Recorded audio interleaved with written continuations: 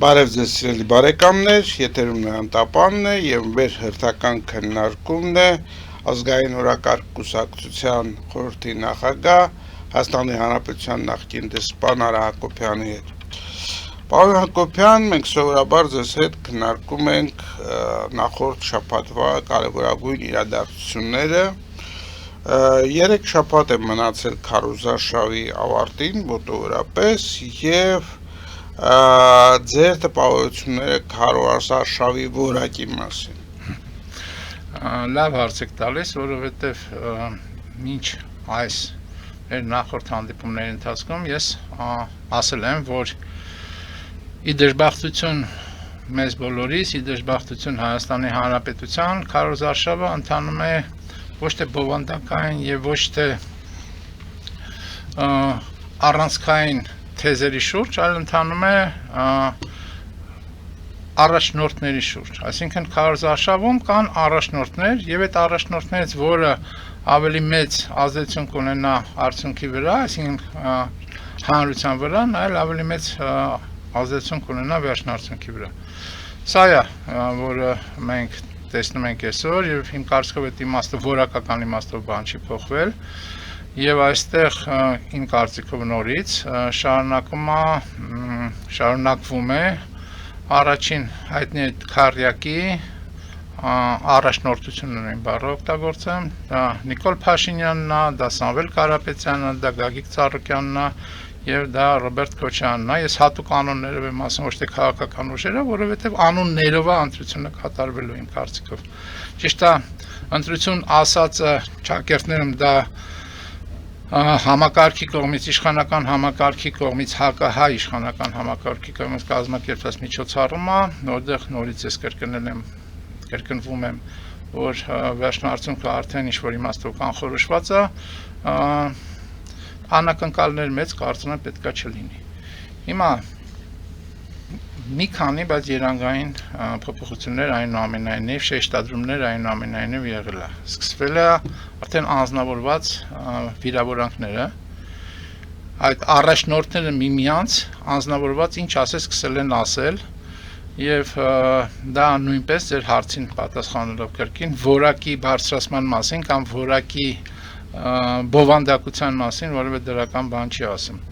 Անձնավորված վիրավորանքներ, անձնավորված նախկին և ներկա և ապագա այսպես կոչված այդ խոսույթը նորից, որը բավականաչափ, եթե չասեմ նողկալի է, ապա առնվազն տհաճ է։ Երկրորդ բանը, որը նույնպես ավելի շեշտադրվել է և այդտեղ արտաքին խաղացողը տվյալ դեպքում Ռուսաստանը դերակատարում ունի, դա Ռուսաստանի նկատմամբ վերաբերմունքի ավելի հստակեցումն է։ Այսպես ասած այն եռյակը թվարկեցի արդեն, որոնք հակված են Ռուսաստանի հետ մեր հետագա մերձեցմանը և ինտեգրման ավելի խորացմանը, նրանք շարունակում են Ռուսաստանի գովքը և շարունակում են ասել, որ Փաշինյանն այն անձնավորությունն է, որ այդ հարաբերությունները խզում է, փչացնում է և այլն, և մենք վտանգված ենք, քանի որ Ռուսաստանը դրան արձագանքելու է և արձագանքելու է խիստ։ Այդ նույն խոսույթով ավելի կոշտ սկսել են արտահայտվել ռուսական բարձրաստիճան պաշտոնյաները, մասնավորապես սկսած Պուտինից, վերջացրած 3, եթե չեմ սխալվում, Դելիում դրա մասին խոսել է Լավրովը և ասելով, որ ափսոս, որ Փաշինյանը չի գալի ԵԱՏՄ գագաթնաժողովին, պատճառաբանելով, որ ինքը ընտրարշավի մեջ է, ԵԱՏՄ, որ անցկացվելու է, եթե ես չեմ սխալվում, Ղազախստանում, որ ԵԱՏՄ գագաթնաժողովի ժամանակ մենք կքննարկենք Հայաստանի հետ կապված խնդիրները և էլի նույն երգը, որ Հայաստանը չի կարող լինել ԵԱՏՄ-ում և ԵՄ-ում միաժամանակ և դա հակասություններ է և դա ոչ միայն տնտեսական հակասություններ, այլև քաղաքական ուղղվածություն է, որտեղ ԵՄ-ն Եվրոպան ընդհանուր առմամբ ռուսաֆոբ է այսօր և այլն, այսինքն նույն քարոզը։ Հիմա այստեղ հետաքրքիր է, արձագանքում է իհարկե դրան Փաշինյանը ասել է, որ հերթական անգամ, որ մենք Ռուսաստանից, այսինքն ԵԱՏՄ-ից չենք ուզում հրաժարվել, մենք զարգանում ենք, մենք ուզում ենք լինենք քաղաքակիրթ երկիր, ստանդարտները եվրոպական մեր համար ընդունել են, մեր ստանդարտները կփորձենք երկիրը զարգացնել, հետո կերևա, հետո ժողովուրդը իր որոշումը կընդունի։ Հիմա տեսեք, որ նա խնդիրը ըստ իս նորից։ Այն ընտրազանգվածը, որը հակված է նրան, որ Հայաստանը պետք է իր այդ խորքային կախվածությունը Ռուսաստանից բանանի, նվազեցնի, այդ ընտրազանգվածը այս իրավիճակում, այս քարոզարշավում եւ Ռուսաստանի մասնակցությամբ տեսնում է, որ ոնց որ թե դրա բանը առաջնորդողը Փաշինյանն է։ Եվ այդ համատեքստում, այդ ընտրազանգվածը, որը ոչ Փաշինյանին եւ ոչ որևէ մեկին կարող է ձայն չտար, հիմա ելնելով նրանից, որ այդ քարոզը արվում է եւ Փաշինյանը, այսպես ասած, մատնանշվում է որպես եվրոպական ուղղվածության, գործիչ, որը այդպես չի, Փաշինյանը հակահայ գործիչ է եւ այնտեղ եվրոպական կլինի, ռուսական կլինի, թուրքական կլինի, դա իր համար կարեւոր չի, կարեւորը հակահայկականությունը ամրագրվի եւ իր իշխանությունը հարատևի, այնուամենայնիվ, տես մատնացույց է արվում, նրանք գալու են եւ Փաշինյանի համար քվեարկեն ի վերջո։ Ի հակառակ ռուսականի, ի հակառակ այդ երրակի, ի հակառակ Ռուսաստանի։ Դուք դրա մեջ տեսնում եք հատուկ միտումնավորված քաղաքականություն։ Ես դրա մեջ ոչ թե այս երրակի կողմից, երրակը կարող է գիտակցում է ինչ անում, ես երրակ նորից Սամվել Կարապետյան, Ռոբերտ Քոչարյան, Գորգի Ծառուկյան։ Ենթադրում եմ, որ կարող է եւ գիտակցում է ինչ անում, ենթադրում եմ, որ կարծում է, որ դրանով իրենց դիրքերն է ուժեղացնում, բայց այդ ամեն ինչի արդյունքում ուժեղանում են Փաշինյանի դիրքերը։ Փաշինյանի դիրքերն են ուժեղանում եւ Փաշինյանական, այսպես ասած, դիրքորոշմանը այդ ջրաղացին ջուր է լցվում։ Հիմա այնուամենայնիվ ես պետք է կրկնվեմ, բազմաթիվ անգամ ես ձեր մեր ընդհանուր քննարկման ընթացքում եւ ձեր հաղորդումների ընթացքում դրա մասին ասել եմ եւ հիմա նորից պետք է ասեմ։ Արմատական փոփոխություններ այս ընտրությունների արդյունքում բնականաբար չի լինելու, որովհետեւ ցանկացած վերջնանցունքի պարագայում հաղթանակ տանելու իշխանական համակարգի ներկայացուցիչը, դա կլինի Փաշինյանը, թե որևէ մեկ ուրիշը, դա այդքան էական չի, երանգային է տարբերությունները, մեկը ավելի շատ Ռուսաստան, մյուսը մի քիչ Ռուսաստան, մեկը ավելի պակաս Թուրքիա-Ադրբեջան, մեկը մի քիչ ավելի շատ Թուրքիա-Ադրբեջան, բայց ընդհանուր առմամբ ռուս-թուրքական այդ հաղորդակցվող անոթների շրջանակում ընտրությունը կատարվում եւ իշխանական համակարգը 35 տարի Հայաստանը տիրող հակահայ, ապազգային, հակապետական կորպորատիվ, նա իր հերթական կառավարիչն է նշանակելու այս ընտրություն կոչված միջոցառման արդյունքում։ Շատ լավ, բայց մեր համակարգացիները գնալու են ընտրությունների եւ հիմա ձեզ լսելով կարող է կամ այդ ապացիան լինի, որ իմաստ չունի գնալ այդ ընտրություններին, ինչը ջուր է լցնում իշխանության ջրախացին, կամ էլ դուք ում խորհուրդ կտաք այդ դեպքում ընտրել։ Տեսեք, դուք հարց եք տալիս, այսինքն դիտարկում եք անում, որը ենթադրում է, այսինքն ձեր դիտարկումը ենթադրում է, որ Փաշինյանը ունենալու է ավելի մեծ քվե, քան այդ այսպես կոչված համակարգային ընդդիմությունը բոլոր իրար հետ վերցրած։ Որովհետև, երբ որ դուք ասում եք, որ չգնան ընտրություններին, դա շահելու է իշխանությունը, դա մաթեմատիկորեն նշանակում է, որ իշխանությունը ավելի մեծ քվե է ունենալու, բայց չէ՞ որ համակարգային ընդդիմության ներկայացուցիչները ամեն մեկը առանձին եւ բոլորը միասին ասում են, որ իրանք հաղթելու են ուղիղ, հաղթելու են գումարային, այսինքն ձեր ասած այդ թեզը, որը ոչ միայն ձեր ասած, այլ ընդհանրապես այդ թեզը պատտվում է, որ եթե չգնան հաղթելու է բանը Փաշինյանը, այսինքն նշանակական Փաշինյանը այն գլխից հաղթած է։ Դա Փաշինյանը ունի վարչական ռեսուրս։ Այսինքն եւ վարչական ռեսուրսը հավասար ընտրությունների հավասար, այսպես համակրանքի պարագայում միշտ հնարավորություն է տալիս առաջ լինել։ Այսինքն դուք Հիմա մենք չգիտենք ինչքան կօգտագործվի այդ վարչական ռեսուրսը, բայց համայն դեպս հո գիտենք, որ նախորդ ընտրությունների ժամանակ առնվազն 250-300 ձայն հայտնվում էին այս կամ այն դրամապանակում, այսպես փայտիկի դուք բանով։ շատ հետաքրքիր դիտարկում եք անում, հիմա ես ելնում եմ, ես ձեր ասածը վերցնելով, հա, ի գիտություն, ելնում եմ ձեր ասածից, այսինքն ոչ միայն Փաշինյանի օրոք, այլ մինչ Փաշինյանը բոլոր պարագանում, այսինքն նաև այն մարդկանց պարագան, որոնք այսօր ընդդիմություն են Փաշինյանին, այդ ձեր ասածը գործել է, չէ՞, փաստորեն։ Դուք դա եք ասում։ Շատ լավ։ Այդ դեպքում այս ընտրությունները ի սկզբանե կեղծված են, որտեղ 250-300 ձայն է ինչ որ դուք եք ասում, եթե ելնենք այդ թվից։ Դա եղած, եթե ենթադրենք միլիոնի կարգի,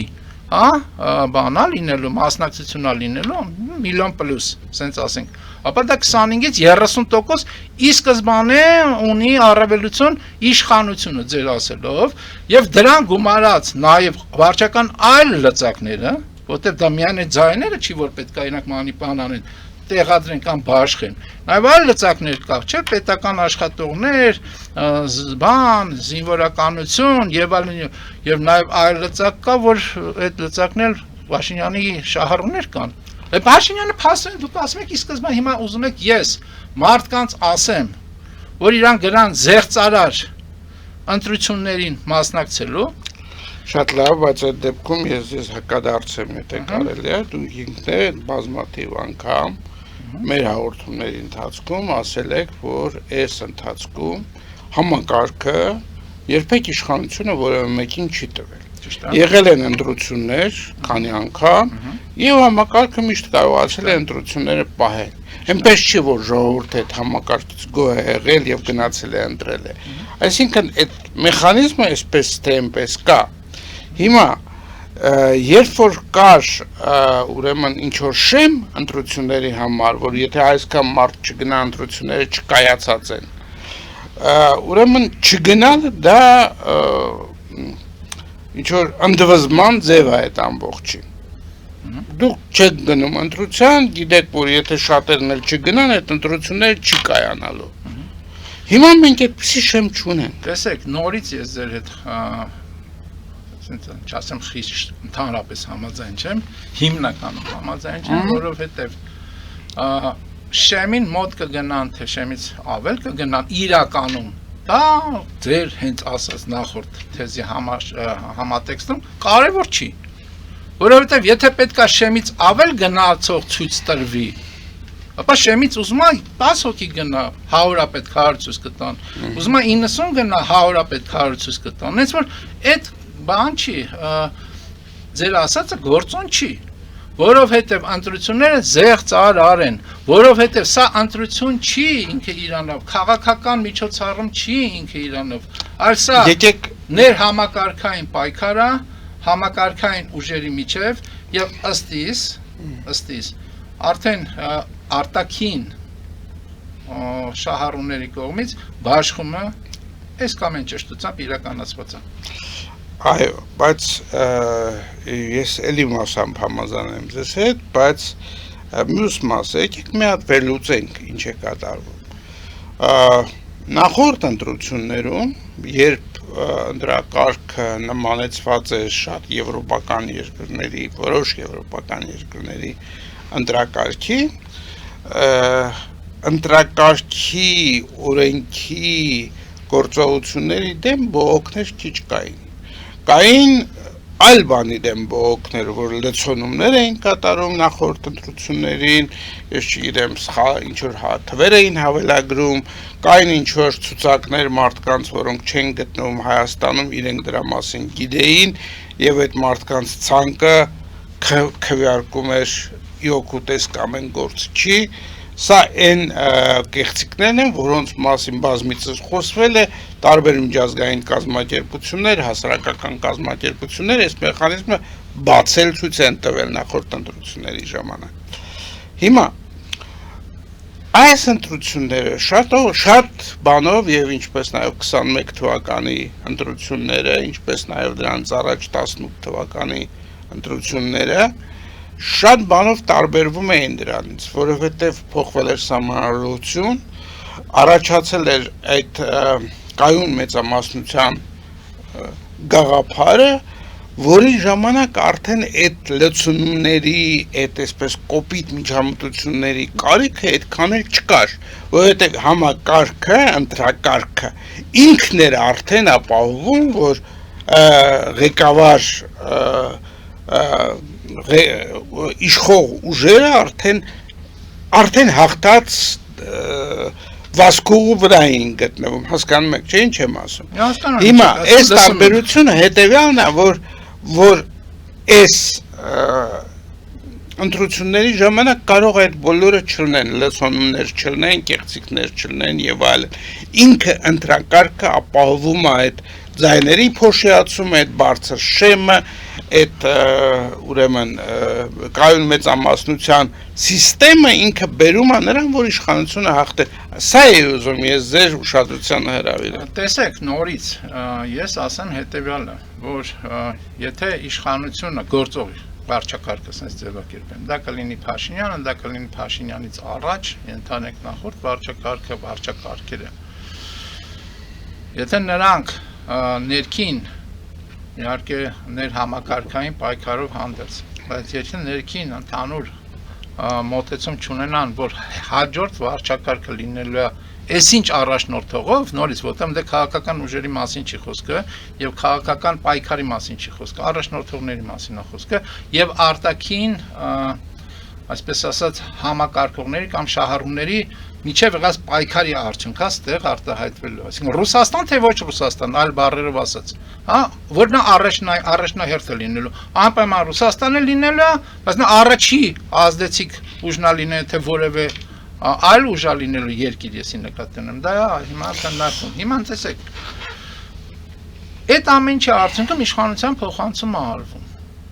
Այդ ինչ որ դուք ասեցիք շատ կարևոր դիտարկում եք անում, որ անգամ սահմանադրորեն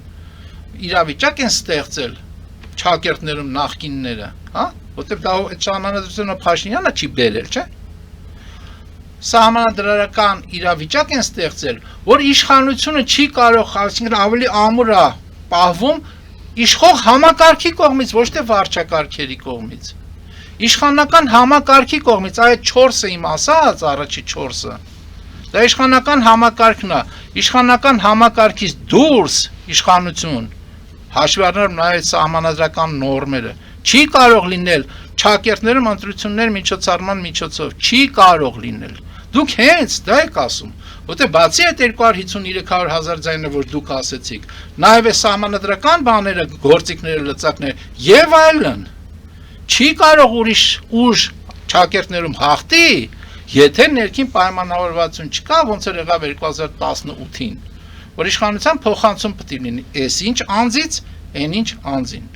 Իմ կարծիքով հիմա այդ պայմանավորվածությունը չկա եւ կա որոշակի բաշխում, որը եւ մենք կտեսնենք, այսպես ասած, վերջնարդյունքում։ Շատ լավ, եկեք հիմա հայտարարենք գովազդային ընդմիջում, որից հետո անցնենք քննարկելու այլ հարցեր, որը եւս կարևոր հարցեր կան, որոնք որ ես կարծում եմ պետք է այս շաբաթվա քննարկման մեջ մտցնել։ Գովազդը եթերում։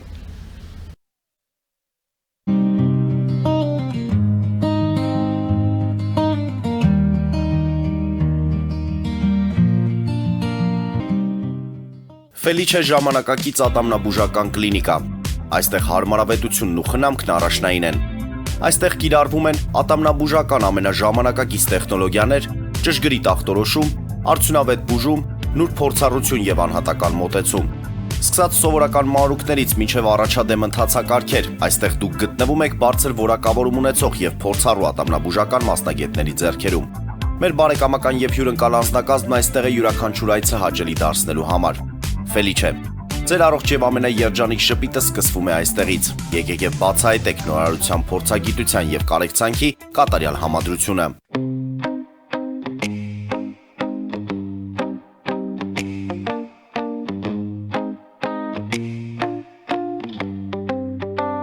Երևանի եւ Զովունիի սահմանին գտնվող ալպիական թաղամասում սկսվել է 2, 3 եւ 4 սենյականոց բնակարանների նախնական ամրագրում։ Առաջարկում ենք նաեւ թաունհաուսներ արդեն պատրաստ եւ կառուցվող։ Բնակարանների արժեքները սկսվում են 50,000 ԱՄՆ դոլարից մինչև 140,000 ԱՄՆ դոլար, իսկ թաունհաուսներինը 160,000 ԱՄՆ դոլարից 170,000 ԱՄՆ դոլար։ Մանրամասների համար այցելեք մեր պաշտոնական կայք alpiakan.am կամ զանգահարեք +374 44 201 066։ Ամրագրում կարող եք կատարել մինչև ապրիլի 30-ը։ Ալպիական թաղամաս, ձեր նոր տունը հայրենիքում։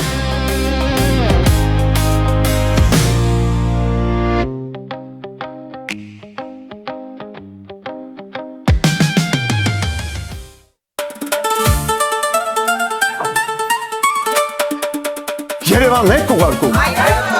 Օթանավով։ Երևանն են ուղարկում։ Ստեղ ուղարկում են, Երևանում ստանում են $1.99 սենսացիա։ Այ սենսացիան է սա։ Ծրիա։ Իսկ ավտոմեքենաները կարող եք ուղարկել անհավատալի ցածր արժեքներով։ Նավով վճարում եք 1 արքրի համար, 2 արկղել անվճար։ Ասեք, Աշոտ դա ուղարկել։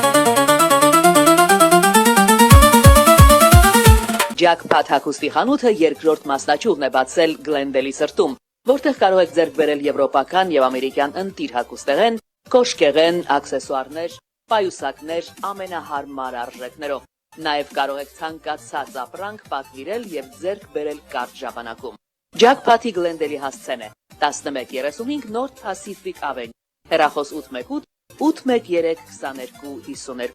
Jackpot հագուստի լավագույն կենտրոնը Գլենդելում։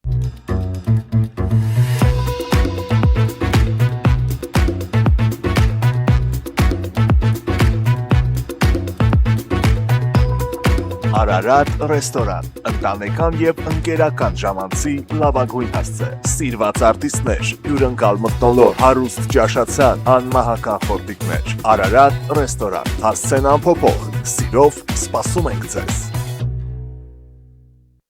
Լավագույն պաղպաղակ, բնական, համեղ եւ մատչելի գներով պաղպաղակը կարող եք ձեռք բերել բոլոր հայկական խանութներում։ Պահանջեք հայկական պաղպաղակ, Թամարա պաղպաղակ։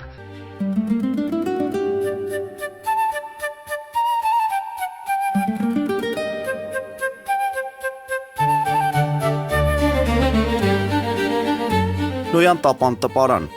Նոյան տապան հրատարակչություն, շարվածքից մինչև տպագրում, զանգահարեք, գրեք, այցելեք, միասին պատրաստենք ձեր գիրքը, ամսագիրը կամ թերթը, որտեղ նշվելու է, տպագրված է Նոյան տապանում։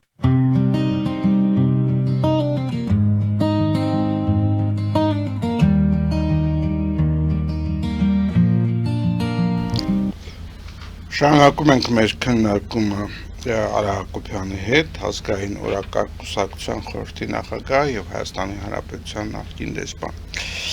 Ես կարծում եմ, որ մեր ուշադրությունը պետք է հիմա դարձնենք այս շաբաթվա կարևորագույն իրադարձություններից մեկին Թրամփ-Սի Զինպին հանդիպմանը, որտեղ շատ հետաքրքիր ուրեմն արդյունքներ եղան եւ ընդ որում այդ արդյունքները ոչ թե եղան ոչ թե այն մասով, որ կողմերը սկսեցին հայտարարել այդ արդյունքները, այլև նաեւ կողմնակի ուրեմն դիտողները տեսան շատ հետաքրքիր այսպիսի մի երևույթ, որ Սի Ցինպինը փաստորեն հայտարարեց, որ աշխարհում կա երկու գերտերություն եւ դա Չինաստանն ու Ամերիկայի Միացյալ Նահանգներն։ Դուք իմ կարծիքով մատնանշեցիք ամենակարևորը այդ հանդիպումներում, ես ճիշտ ասած ուզում եմ ես դրանից սկսել, բայց դուք դա ասեցիք, այո, ես համաձայն եմ բացարձակ ձեզ հետ, եւ դա շատ կարևոր կարծում եմ ազդակա ամբողջ աշխարհին, մասնավորապես չէ՞ որ ի վերջում մենք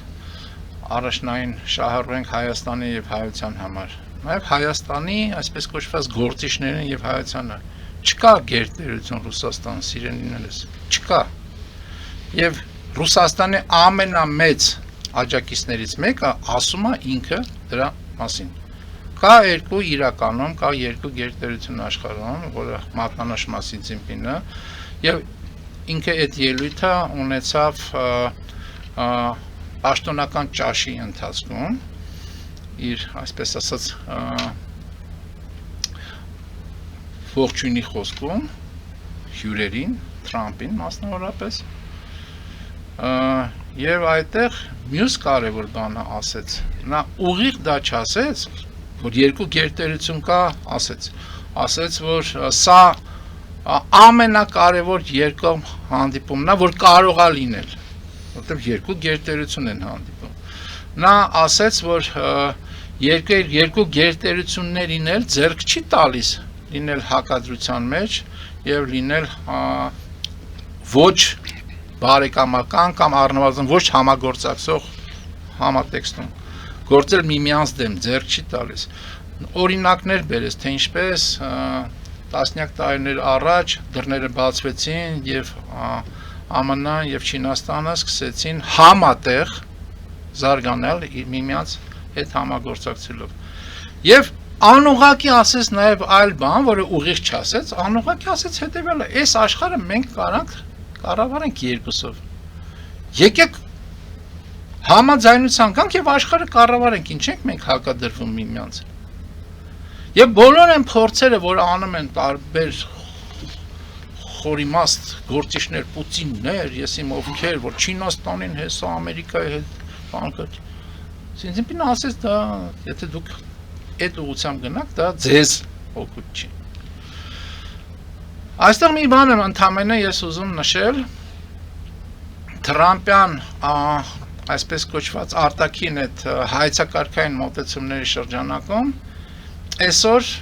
ձևավորվում է երրորդ գերտերություն ուժային կենտրոնը որը կձևավորվի վերջնական թե չէ ես դժվարանում եմ ասել ես իրականում դժվարանում եմ ասել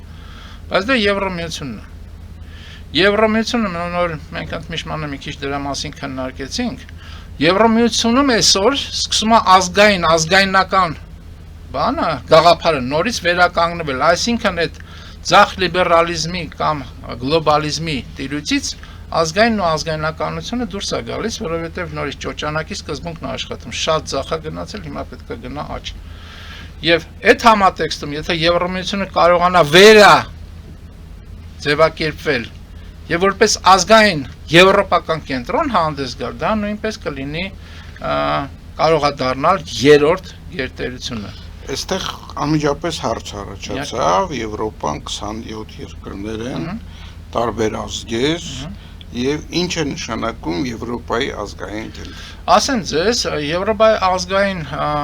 պետություն, Եվրոպան որպես ընդհանուր պետական միավոր, ինքը ունի հնդ-եվրոպական եւ եվրոպական քաղաքակրթական արժեքները եւ այդ արժեքները իրենք հենց ազգային ինչ-որ իմաստով նաեւ ազգայնական են։ Մյուս հարցի ձեր հարցի մեջ եղած մյուս ենթատեքստը կարևոր ենթատեքստ է,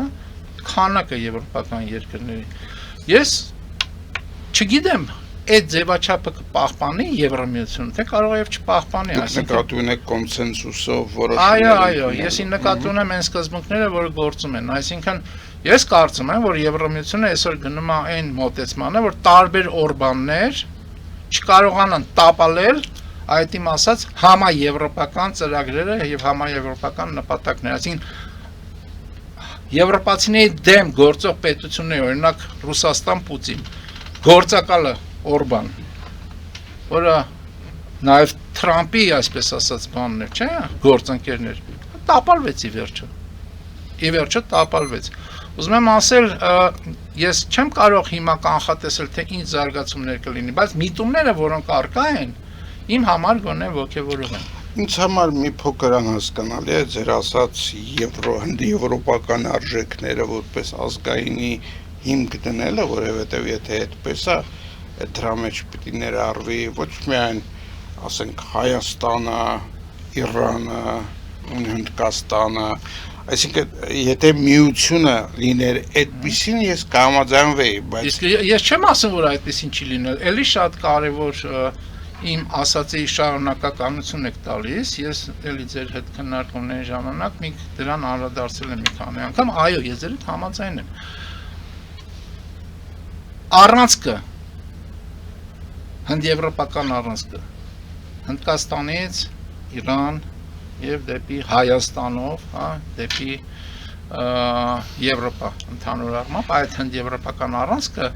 իհարկե տեղ համապատասխան փոփոխություններով եւ եվրոպական միությունում, ինչ որ արդեն ասեցի, ձախ լիբերալիզմը պետքա դուրս մղվի գլոբալիզմը եւ օրինակ Իրանում պետքա ազգային պետություն ձևավորվի կրոնապետության փոխարեն, հա, այսինքն որտեղ կրոնապետությունը ինքը ազգային չի։ Դա կրոնա, ազգային չի։ Իսկ ազգային պետություն բանի դավանանքի համադրմամբ դավանանքը իսլամ կլինի, քրիստոնեություն կլինի կամ ինչպես Հնդկաստանում հինդուիզմ կլինի, դա այլ բան է, այ դա ազգայնականն է, ազգայինն է։ Այդ առանցքը ձևավորվելու է եւ հուսով եմ որ կձևավորվի եւ այդ առանցքն է, որ մնացած առանցքներին օրինակ Թուրանին, հա, որի մեջ է նաեւ այսօր փաստացի Ռուսաստանը, հա, իր ամբողջ բովանդակ եվրասիականությամբ։ Դա եվրասիականը դա Թուրքի եւ Ռուսի համադրումն է։ Այսինքն այդ ամբողջին հնդեվրոպական առանցքը սկսի դիմակայել եւ ինքը կարողանա կենտրոն դառնալ, եթե զարգացումը լինի իհարկե, կենտրոն դառնալ Չինաստան, Ամերիկա, այսօրվա այդ գերտերությունների համագործակցությանը, եթե այդպեսին լինի։ Մյուս բանը, որ ես ուզում եմ այդ Թրամփ, Սի Ցզինպինի հետ հանդիպման արդյունքների մասին խոսելիս շեշտել։ Թրամփին երբ որ հարցեր տվեցին հանդիպումից հետո, մասնավորապես ինքնաթիռում, վերադարձի ինքնաթիռում,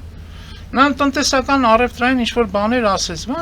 այսինքն, չգիտեմ, ինքնաթիռներ որոշեցինք վաճառել, շարժիչներ, որ գյուղատնտեսություն եւ այլն, խոսեց արհեստական բանականության մասին եւ այլն, բայց երբ որ հարցը եկավ Իրանին նույն, նա չասեց, որ եկել են ինչ-որ ընդհանրական գործողությունների պայմանավորվածության, ասեց, որ Իրանը ինքն էլ Չինաստանը ինքը դեմ է, որ Իրանը ունենա միջուկային զենք, այ պարզ է Չինաստանը դեմ կլինի, որ Իրանը ունենա միջուկային զենք, բայց Չինաստանը դեմ է, ենթադրում եմ նաև, որ Իսրայելը ունենա միջուկային զենք, որը որ ենթադրվում է, որ ունի, այսինքն դե պարից հետը խախտված է, որ Իրանը, Չինաստանը դեմ է, որ Հորմուզին այդ նեղուցը փակվի, պարզ է Չինաստանը դեմ է, որ Հորմուզի նեղուցը փակվի, որտեղ Չինաստանը Իրանից հենց եւ ամերիկացիներ արևելքից նավթ է գնում, որ այդ նեղուցը անցնում։ Չնայած Իրանը ոնց որ բացել է չինական նավերի համար, տանկերների համար այդ ճանապարհը, բայց դա ուրիշ խոսակցություն է։ Ապա Չինաստանը կողմ չի, որ Հորմուզի նեղուցը վերահսկի ԱՄՆ-ն։ Ոնց որ հիմա անում է Վենեսուելայում։ Այսինքն այդտեղ այդ հարցերում ոնց որ թե համաձայնություն վերջնական չի եղել, ընդհանրություն կա հիմքում, որ սա միջուկային զենքի տարածում պետքա չլինի, որ Հորմուզի նեղուցը պետքա միջազգայինորեն, հա, ազատ լինի, բայց հակասությունները իմ կարծիքով առկա են։ Մյուս խնդիրը, որը քննարկվել է, որի մասին Թրամփը ընդհանրապես ոչինչ չասեց, դրան անդրադարձավ Ռուբիոն այլ համատեքստում, դա ռուս-ուկրաինականն է։ Թրամփը ասեց, հա, դա մենք քննարկել ենք եւ անցավ առաջ։ Այսինքն հասկանալի է, որ այդտեղ չկա ընդհանրություն։ Եվ հիմա Պուտինի արագ-ափալ-թափալ այցը Չինաստան Թրամփի այցելությունից հետո, որը հիմա պետք է լինի, ցույց է տալիս, որ նա գնալու է իրական գերտերության կառավարիչի ղեկավարի մոտ եւ հանձնարարականները իր ստանա։ Իր հանձնարարականները ստանա։ Ես կարծում եմ, այս բանի հանդիպման ամենակարևորը այնուամենայնիվ, այն ինչ որ դուք սկզբից ասեցիք եւ ես փորձեցի ձեր միտքը շարունակել։ Նոր աշխարհակարգի հենքային սկզբունքների մասին հանդիպում էր։ Բայց եթե չկա համաձայնություն այնպիսի հարցերի շուրջն է, ինչպիսին ասենք ռուս-ուկրաինական պատերազմը կամ Իրանի պատերազմը, դա նշանակում է, որ այդ հենքերի պատկերացումը դեր ղեկավարների մոտ տարբեր է։ եւ դա նշանակում է, որ կամ պետք են նոր հանդիպումներ կամ նոր գործողություններ, կամ այդ պատերազմը, որը որ Իրանի պարագայում արկախված վիճակում է, իսկ Ռուսաստանում ակտիվ գնում է, մենք տեսանք, թե ինչ կատարվեց, ասենք, մայիսի 9-ից հետո այդ ռմբակոծությունները Անմարդկային Ուկրաինայի, այո, այդ պատերազմը կարող է կանգնել միայն նոր աշխարհակարգային պայմանավորվածություններից հետո։ Ես հենց դա էլ ասում եմ, որ ինքը նոր աշխարհակարգային սկզբունքների մասին ոնց որ կա ընդհանրություն, այսինքն որ երկու գերտերություն կա եւ նրանք պետք է աշխարհում հավասարակշռությունը պահպանեն։ Այսինքն մեն իշխանությունից, որ ուներ ԱՄՆ-ն բավականաչափ երկար ժամանակ, հիմա հավասարակշիռ երկիշխանության է գնում աշխարհը, ոնց որ ես խոսեցի նաեւ Եվրամիության հետագա զարգացման հնարավորությունների մասին։ Վերջնական համաձայնություններ չկան, հակասությունները մնացել են, բայց հակասությունները լուծելու հիմքը կարող է եւ դրվեց, եւ դրան իմիջիալոց անդրադարձավ Ռուբիոն։ Պետքարտուղար Ռուբիոն իր հարցազրույցում ասելով հետեւյալը, այո, ասեց. մենք չենք դիտարկում, չպետք է դիտարկենք, կներեք, Չինաստանը որպես թշնամի երկիր, հակառակորդ երկիր։ Բայց ունենք հակասություններ, այո, որտեղ հարց տվողը հարցը ձևակերպեց այսպես, որ ԱՄՆ-ն ուզում է, որ Ամերիկան լինի առաջինը, պարզա Չինաստանն էլ է ուզում, որ Չինաստանը լինի առաջինը։ Ռուբիոնն ասաց, իհարկե պարզա։ Դա նորմալ է։ Եթե ես իրանց տեղը լինեի, ես տենց կանեի, եթե իրանք մեր տեղը լինեին, իրանք մերպես կանեին։ Բայց ասեց, դա ինչ որ դուք եք ասում, դա հետագայի համաձայնությունների համագործակցության դաշտում է եւ ոչ մեկին, ասեց Ռուբիոն, ինչ որ ասեց Սին Ցզինպինը, ոչ մեկին այդ երկուսից ձեռք չի տալիս հակառակը։ Համագործակցությունն է, որ իրենց երկուսին մրցակցության դաշտում իհարկե անպայման մրցակցություն լինել, ով է առաջինը։ Այդ մրցակցությունը բայց զարգացման նախապայման է, չէ՞։ Հակասությունների հակասման տնտեսական իմաստով, այո, բայց քաղաքական իմաստով մենք խնդիր ունենք, հենց ես Հայաստանի մասին եմ խոսում, որ մեր անմիջական հարևանը պատերազմական իրավիճակում է գտնվում եւ դա արդեն սկսել է լուրջ ազդել տնտեսական բաների վրա։ Էլ չեմ ասում, որ Հորմուզի նեղուցի հետ փակված լինելը բերում է ընդհանուր գլոբալ թանկացումներ։ Հիմա ասեք իմ ասածը հետևյալն է, որ այդ պայմանավորվածությունները, որոնք որ պիտի լինեն նաև ինչ-որ ձևով պարտադրվող են խաղացողներին, որոնք հիմա պատերազմում են։ Իսկ Ամերիկայի Միացյալ Նահանգների պատերազմը, ուրեմն Իրանի հետ, ես կարծում եմ մեծապես պայմանավորված է Իսրայելի դրդմամբ։ Իսրայելը այդ բանակցությունների մեջ գերտությունների բնականաբար չկար, եւ եթե շարունակի նույնքան ազդեցություն ունենալ, ասենք Տրամպի վրա, ես կարծում եմ, որ ամեն ինչ այդքան հարթ չի ընթանալու։ Տեսեք, ես կարծում եմ, ես մասամբ համաձայնվելով ձեր հետ եւ չասեմ Իսրայել, այլ ասեմ հրեականությունը, հա, որովհետեւ դա Իսրայելը չի, այլ հրեականությունն է։ Նույնիսկ հրեականության այն բան միջուկա, հրեականությունն է, որը ազդեցություն ունի եւ այդտեղ դուք հետարքիր բան ասեցիք, չասեցիք Ամերիկա, ասիք Թրամփի վրա, այո, Ամերիկայի վրա եւ բայց մասնավորապես եւ առաջին հերթին Թրամփի վրա, եւ այստեղ ես ուրիշ բան ասեմ, եթե Թրամփը այսօր Թրամփը Ամերիկայում, ԱՄՆ-ում ունի խնդիրներ ունի անգամ նույն հանրապետական կուսակցության շրջանակում։ Եվ եթե Թրամփը ինչ որ պահի այդ կարմիր գծերը հատի այնքան, որ ԱՄՆ պետական եւ ազգային շահը բան լինի, ոտնատակ տրվի։ Թրամփը կարծում եք հիմա ես կարծում եմ, որ ինքը եզրին է, որովհետև այդ խոսակցությունները արդեն կան, որ նա Իսրայելի հրյաների նախագահն է, ոչ թե ԱՄՆ-ի, բայց դեռևս եզրին է։ Բայց եթե ինքը այդ եզրը հատի, այսինքն կարմիր գծերը հատի, այնքան որ դա արդեն վտանգ իրական վտանգ ներկայացնի ԱՄՆ պետական եւ ազգային շահ, մյուս օրը Թրամփը չի լինի նախագահ։ Ես դրանում չեմ կասկածում, որովհետեւ ի վերջո ԱՄՆ-ում կա իշխանական իշխող վերնախավը եւ այդ ինստիտուցիոնալ կառավարումը կա, որը չեմ կարծում այնքան է թուլացել, որ Թրամփի նման պոպուլիստը կարա դա լրիվ ոտնատակ տա։ Այստեղ ուրիշ բան նաև դուք ասացիք, որ Իսրայել լինի, Իրան լինի, այո, Իսրայելը եւ նույն Իսրայելը եղել է դեպքեր են չեղել այս ընթացքում։ Նետանյահուն ինչ-որ բան ասե, Թրամփը դա եղել է հանրային, Թրամփը բարկացել է, Նետանյահուն ինքնաթիռները հետ է կանչել օրինակ։ Այսինքն եթե ընդհանրական համաձայնություն լինի, իսկ դա հավանականությունը այնուամենայնիվ այս հանդիպումով, չասեմ հավանական, հիմքերը դրվեցին։ Չինաստան եւ բան ԱՄՆ չի կարող այդ բaragam, եթե ընդհանրական բան լինի, ցուցում լինի, օրինակ Իրանին։ Չինացիք էլ ասեն, որ պետքա եղբայր այս բաների տակ պայմանավորվես։ Չեմ կարծում, որ Իրանը կամ նույն Իսրայելը կարողանա դրան դիմակայել։ Մի բան էլ ասեմ, որը կարծում եմ այդ համատեքստում կարևոր է, չգիտեմ, ուշադրություն դարձրեցիք թե չէ, 20 տարի մորատորիումի մասին խոսակցությունների վրա, դրա շուրջ։ Քննարկվում է եւ Թրամփին ուղիղ այդ հարցը տվեցին, Թրամփը տես բաներից գրգռվում է, նյարդայնանում է, բայց ասում է, հա, դե բայց ես վստահ չեմ, դա պետք է երաշխավորված լինի, իսկ ինչի մասն է խոսքը։ Որ այդ ուրանի հարստացում եւ այդ միջուկային ծրագիր եւ այլն մորատորիում լինի 20 տարով։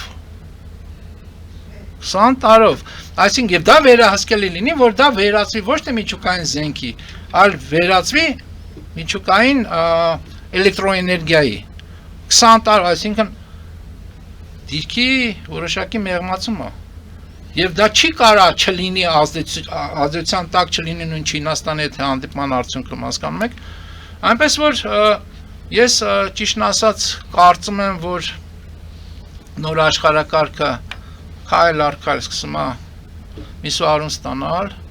եւ տրամաբանական այսօրվա համար գոնե տրամաբանական ձևաչափով, որտեղ կա երկու գերտերություն եւ այդ երկու գերտերությունը մրցակցելով աշխարհը պետքա պահեն հավասարակշիռ զարգացման տիրույթում։